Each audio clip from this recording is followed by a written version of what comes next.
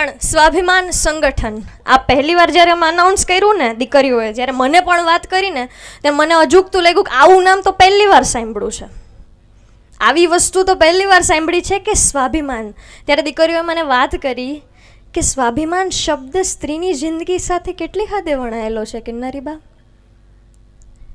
શું પ્રશ્ન કર્યો અને એનો જવાબ કેટલી રીતે આપી શકાય. 16,000 રાજપૂતાણીઓ ક્ષત્રિયાણીઓ જ્યારે જોહર કરતી હોય એ સ્વાભિમાનનો જ પ્રશ્ન છે.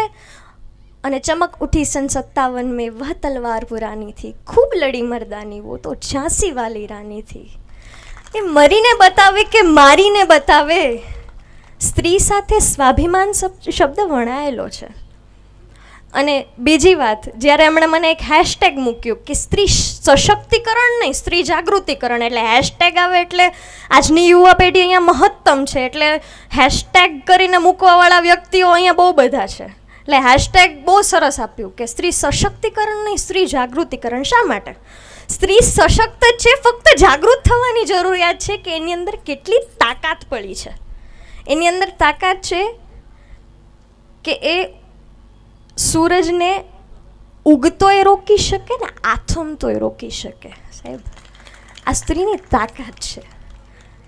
પણ આ જાગૃતિ ક્યાં છે આપણી અંદર? આપણી અંદર ક્યાંક આ બધું ખૂટે છે, આ બધું ઘટે છે કે આપણે જાગૃત નથી એ બાબતે. તો દીકરીઓને, માતાઓને, બહેનોને બધાને જાગૃત કરવાની જરૂરિયાત છે કે આપની અંદર આ તાકાત પડી છે. ભલે ઘરની 4 દિવાલ, એક અદ્ભુત કવિયત્રીએ લખ્યું છે કે હું સ્ત્રી છું અને હું અદ્ભુત છું, કારણ મેં આસમાન માંગ્યું, મને 4 દિવાલ અને એક છત મળી. મેં ઉડ્ડયન ઝંખ્યું, મને એક ઉમરો મળ્યો. સાહેબ, આ 4 દિવાલ, એક છત અને એક ઉમરાની વચ્ચે પણ ઘણા જાગૃત થઈ શકાય છે ને ઘણું ખરું કરી શકાય છે. એ તમારે